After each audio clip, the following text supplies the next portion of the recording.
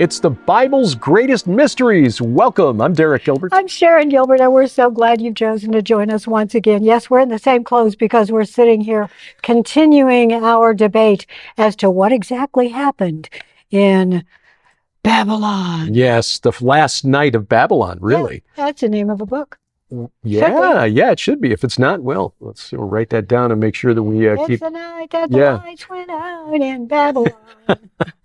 Of course, we're talking about Daniel chapter 5 and the famous incident where a supernatural hand writes an enigmatic message on the wall that Belshazzar, the regent, the crown prince of the Chaldeans, finds so terrifying that his knees turn to water. What could this possibly mean?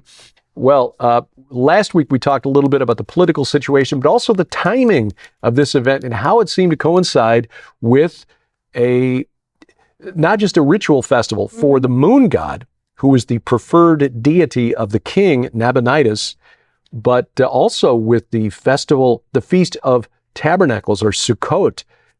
And, boy, you bring out the sacred utensils, the utensils consecrated to Yahweh for this festival to another god. I know. And boom, you're just asking for trouble. Well, absolutely. Now, really quickly, we're going to review, just in case you didn't watch last week's program, but we highly suggest you go back, and if you can stand to watch us again, go watch that program because it will give you all of Derek's thoughts. Now, really quickly, name the deities that are involved here. Okay. The main one, and their eyes in Belshazzar. Yes, in the eyes of Belshazzar, the main deity was the moon god seen, because that's who his daddy worshiped. That's a big old full moon. Big old full moon, a super moon, the harvest moon or the hunter's moon. His grandmother was a priestess of Sin at one of the big centers of the cult in Haran in northern Mesopotamia. And the priesthood of Marduk, the other chief deity here, who was the patron deity of Babylon, going back to the time of Hammurabi. But Marduk and Hammurabi was a contemporary of Abraham. So we're talking like 18th century BC, or roughly 1300 years before the events we're describing here in 539 BC.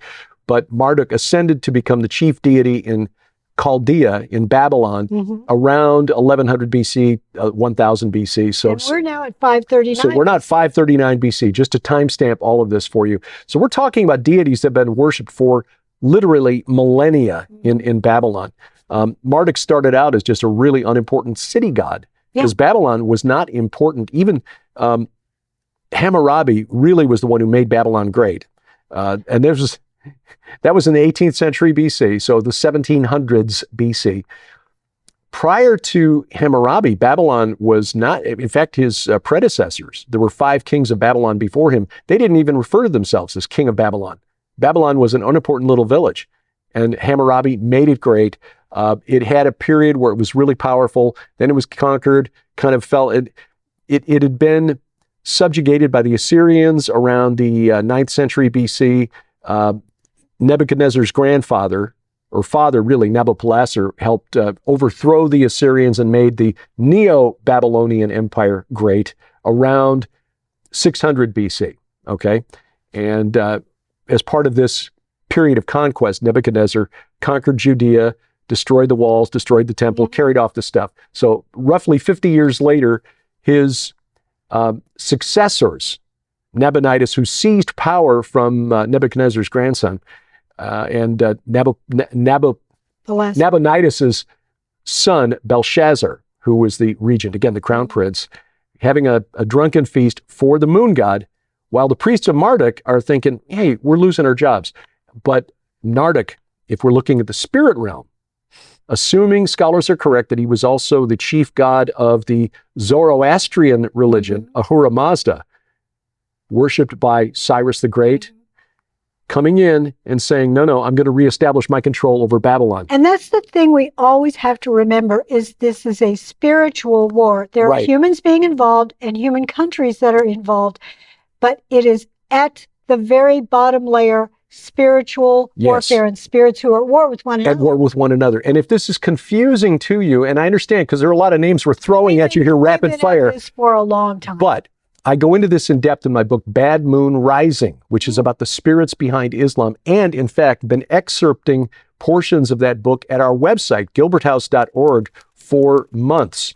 And in fact, there are articles about this very thing that are posted at our website. Go to our website, gilberthouse.org, click on articles, and if you scroll back a few months, you'll find the article about the last night of Babylon.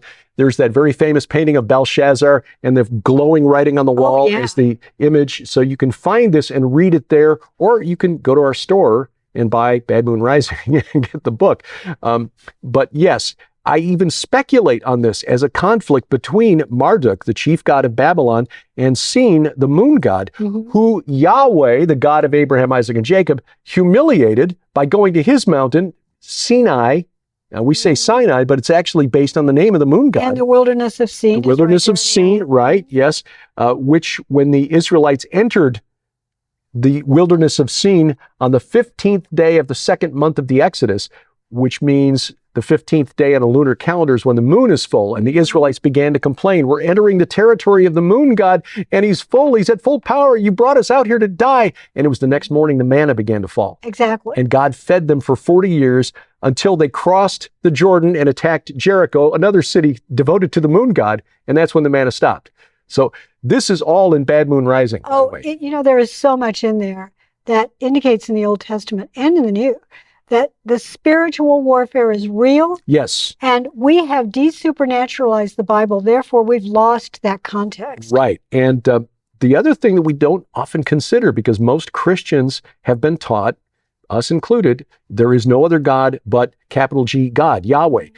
Well, that's not what God says in his word. He calls them gods. And just as politicians, human politicians, will struggle with one another for control of their party, even though they oppose the other party, the fallen realm, they've got to be doing the same thing. And I think that's partly what was going on here, but Yahweh used it for his purposes. And our problem is the English word God. Yeah. We think of that as his name. It's not. The Hebrew, in nearly all of those cases, is Elohim. Yes, yes. It simply means someone who was a being who was created, small e Elohim, created to live in what we would think of as the heavenly realm, the unseen realm. The capital E Elohim is the one who always lived in that realm and who created everybody else. Right. That's the one we call Jehovah, Yahweh. Exactly. A denizen of the unseen realm. Exactly. And so when you get, small g gods and capital G God, just think of them as denizens of another realm. It's why when they came down, the Watchers came down to Mount Hermon, they left their first estate. They left their proper home. Right. Their proper dwelling. Even the spirit of Samuel, when he was summoned by the witch of Endor, the medium of Endor, was referred to as an Elohim. Yes, because he now lived in the unseen realm. Right. It doesn't mean that Samuel was a god. It just means that he was a spirit, and that's Elohim, small e, is a designator of place. There are many small e Elohim, but only one capital E Elohim. So we're going to picture this big banquet going on. And while you think about that, we're going to take a little break. And when we come back, I'm going to present my theory. One of the best ways to learn spiritual warfare is through fiction. And we've got a special offer during the month of November at the Gilbert House store. I'm very thankful for that. Thanksgiving. See what you did.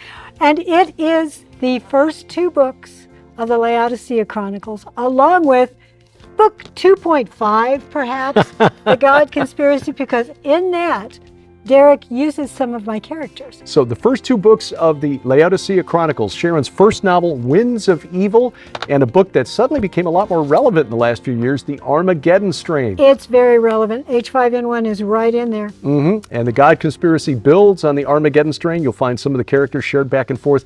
But the bottom line is this: we face principalities and powers. We write about those in these novels, and you get all 3 books plus the Best of Sci Friday Volume 2 for just $45. This is more than $80 value, just $45 plus shipping and handling right now at gilberthouse.org/store. Welcome back to the Bible's Greatest Mysteries. I'm Derek Gilbert. I'm Sharon Gilbert, sitting here blinking in the lights. Those of you who have been praying for my eyes, thank you very much. If you're unfamiliar with the story, I have meibomianitis, which means the oil glands in my eyelids, both upper and lower, are getting crabby, and they don't like to work correctly, get clogged up, and then they get infected.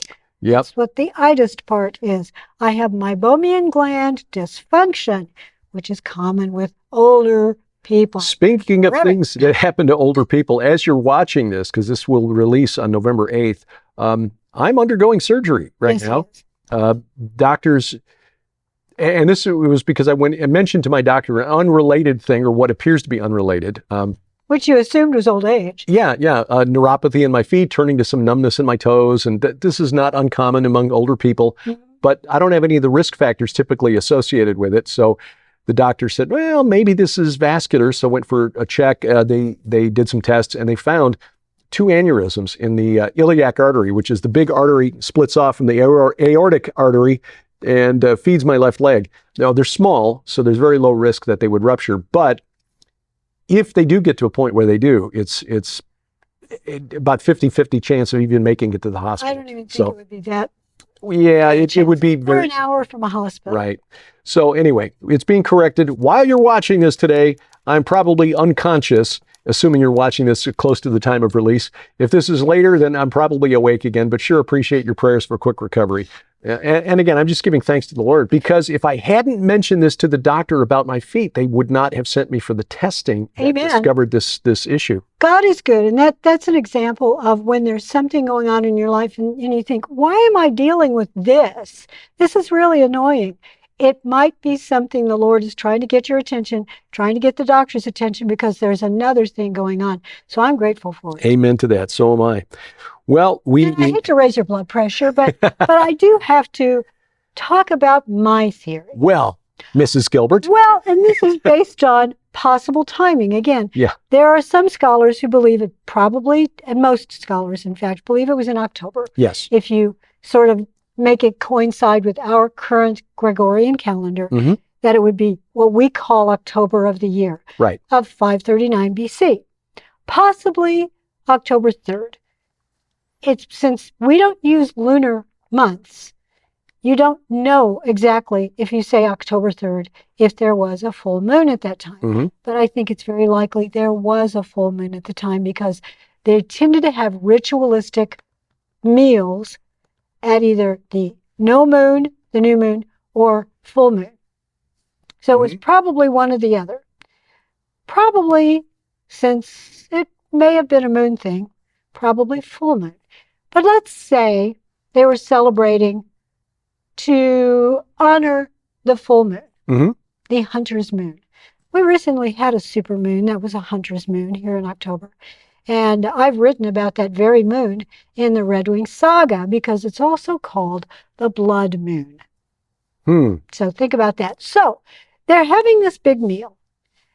And because we see Nabû in many of the monarch's names, Nebuchadnezzar, Nabopolassar, Nabonidus, and then we get to Belshazzar. What was with him? It's possible that Nabû was supposed to be the god of the city, or the god of their big pantheon. Yeah. Well, what's interesting about Nabû, in my opinion, is that he was sort of a bookkeeper god. He was. He was a god that taught writing, which is a big deal. If you can write down your stories, write down your beliefs for everybody else to read, if you can write down decrees as a monarch, it's important. Right.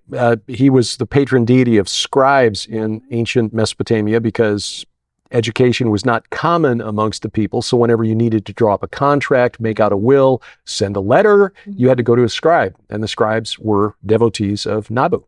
And the Egyptian equivalent of that would have been Thoth. Thoth. Who, doesn't he have a bird head? Yeah. An ibis. So he picks his own feathers. Right. Apparently. But Nabû, very important to that city. At this point, again, most of their kingdom, the suzerain towns and cities, had been conquered. It was essentially this island left in the main city. The capital city was what was left. Except for Washington, D.C. Think of it that way. Or everything gone except for London. Or in the time of Hezekiah, where all of Judah had been conquered by the Assyrians except for Jerusalem. Yes, exactly. Yeah. So he's daring to use the utensils of Yahweh. Remember Nabû. So hand, fingers appear and write many, many tekel uparsin. Mm-hmm. Those are all weights of measure. Yes, yes. And what does the translation according to Daniel say? Well, the translation according to Daniel is, let me bring this up here. I was looking at scholarly translation, but Daniel says, this is the interpretation of the matter. Mene, God has numbered the days of your kingdom and brought it to an end. Tekel, you've been weighed in the balances and found wanting. Perez, your kingdom is divided and given to the Medes and Persians. Now, the message literally, mene, mene, tekel, and parson or a parson, depending on your translation, means a mina, a shekel, and 2 halves. Yes. Which can mean a half shekel or a half mina. These are denominations of money. Units of weight, but that would mean money. Or a mina, shekel, and half shekels. Series of weights approximately equivalent to pound, ounce, and half ounce. Meaning you've been fat. And there's really a play on words there as well. When Daniel was looking at the literal meaning, then deciphering or interpreting the deeper meaning. Many meaning both the weight. Another translation, counted, weighed, and assessed. Sort of a deeper meaning.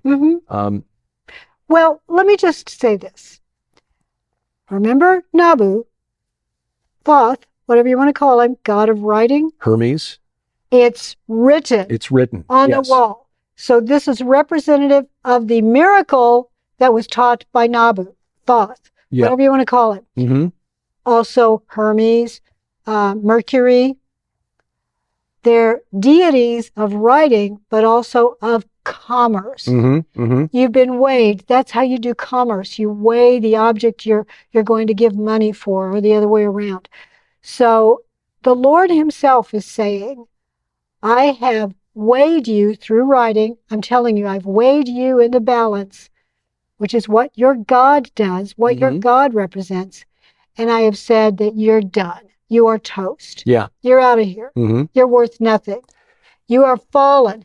Because if indeed, as you say, Nabonidus went down to a town that was part of this whole trade system, Babylon became great because it had major trade with many, many cities. Right.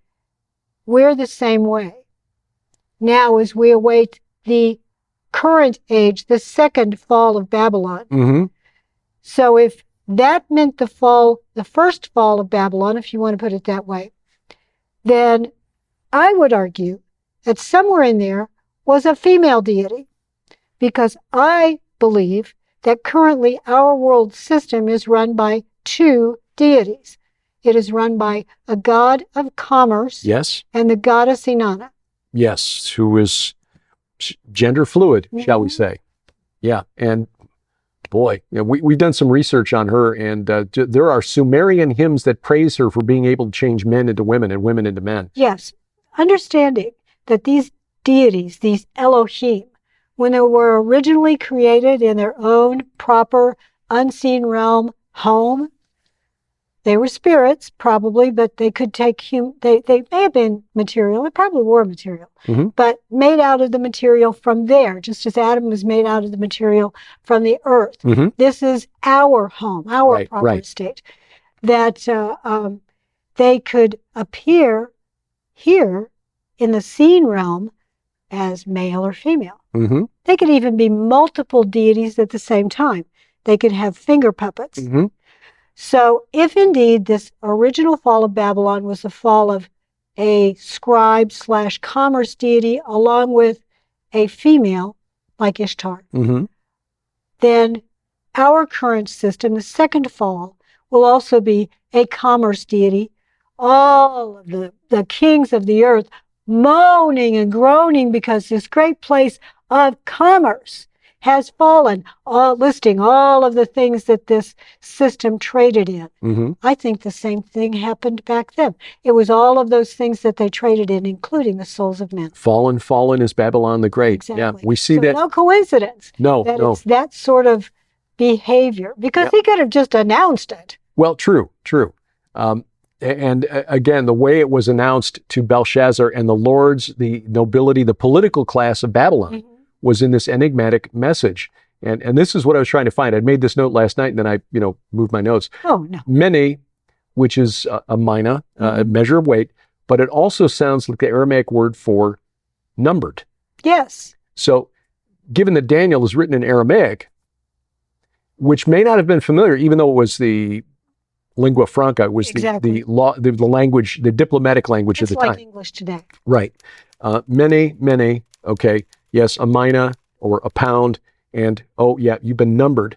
Tekel or shekel, which is a smaller unit of weight, unit of measure, but it also sounds like the Aramaic word for weighed. Mm-hmm. So, okay, you've been numbered, you've been counted, you've been weighed in the balances. And Perez, which means a half mina or half shekel, but it's also it's like the ancient name for Persia. Yes, it sounds very much like Persia. Yeah. So your kingdom is divided.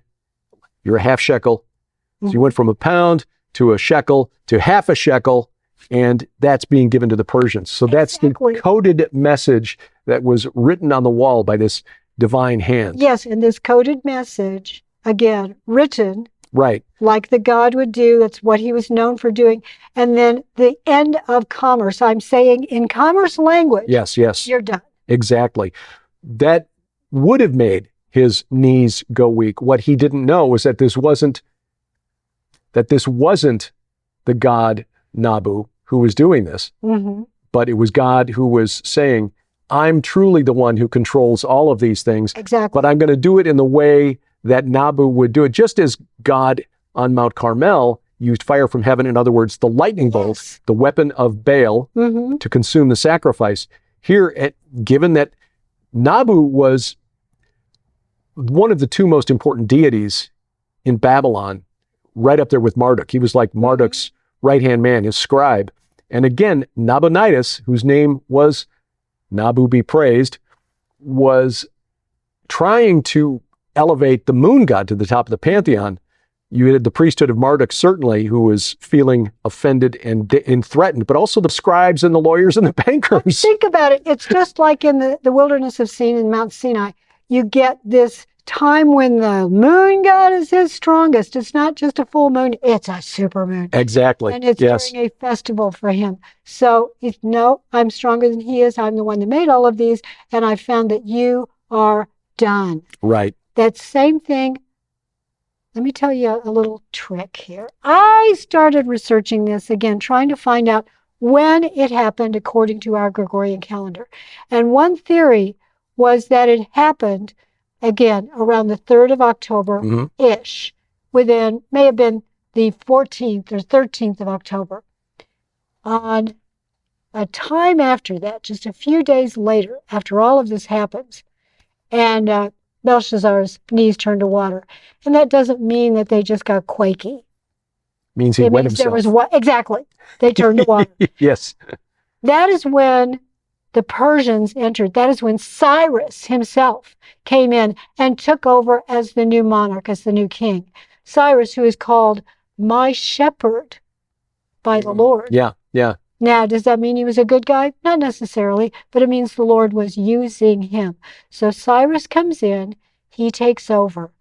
What day do you think that scholars who've looked at that, comparing it to the Jewish festival, Jewish dates, possibly Babylon dates, according to Gregorian calendar, happened on my birthday, Well, October 28th. October 28th. And it's 29. So they're saying it probably at midnight-ish, between the 28th and the 29th. Not only is my birthday on October 28th, but October 29th, if you are my age, that date is ringing in your head. And in case you can't quite place why it sounds important, that's the date of the big Wall Street crash that sent us into the Great Depression. The fall of our commerce system. Boy, that is really interesting, especially because there are some analysts right now looking at what's happening with our economic system and saying that we're in the same sort of over-leveraged position, meaning too many people have borrowed too much money, as we were prior to the big crash in 2008, but even going back to 1929. And if you think of that as a precursor earthquake kind of event, yeah, then the big one is coming. And I think what we don't realize is that the underworld deities who are at war with one another have said, okay, we will work together, Inanna and Mercury and maybe Satan. And we're all going to work together to undermine this Babel system that Inanna has helped to build, that Mercury has helped to build. Whatever it is you want to call the name of that deity, it's the god of writing / merchant, the goddess of gender fluidity, also a goddess of war, and ritualistic sex practices, and possibly Satan. But they are undermining the system, not only to crash it and cause a great reset to occur, but also to take down Inanna.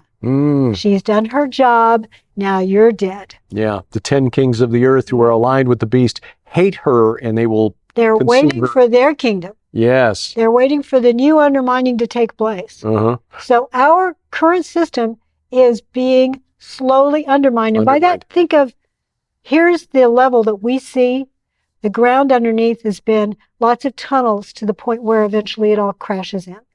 That's undermining. And we spoke about undermining last week and didn't come back to it. But the point there was that the army of Cyrus, the Medes and the Persians, dammed up the Euphrates reportedly and walked in that way. But again, there are some scholars who also think the priesthood of Marduk may have been a fifth column inside Babylon because Cyrus had promised to restore Marduk to his proper place on the throne, which again kind of speaks to him being the chief god under a different name of Zoroastrianism. And right now we've got artificial intelligence and digital coins, digital money that are now being adopted in different forms by different countries, but eventually it will all come together because these deities will say, let's work together to take it down because we need to bring about our world system. Yeah. And a central bank digital currency, which would, again, be under the purview of this entity. A precursor earthquake to what's really going to be the big one.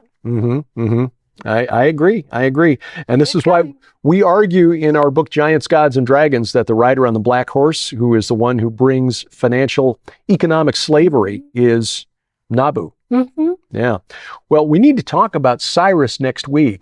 Because there is more to Cyrus sending the Jews back to Jerusalem than meets the eye, and it's all connected to what happened here on the 16th, 17th of Tishri in 539 BC with Belshazzar. It is all connected. And it's just another example of how God uses flawed humans, even pagan humans, who think they're doing something completely different to accomplish his own purposes, just as he's using the members of the fallen realm to accomplish his ends too. He is indeed. And if you want to know more about all of these topics, we have written on them extensively. You can go to gilberthouse.org/store, and we'll have specials there, but also all of these books. If you want to help us support our ministry, that's what the store is there for. Amen to that. Thank you for watching, and join us again next week for more of the Bible's greatest mysteries.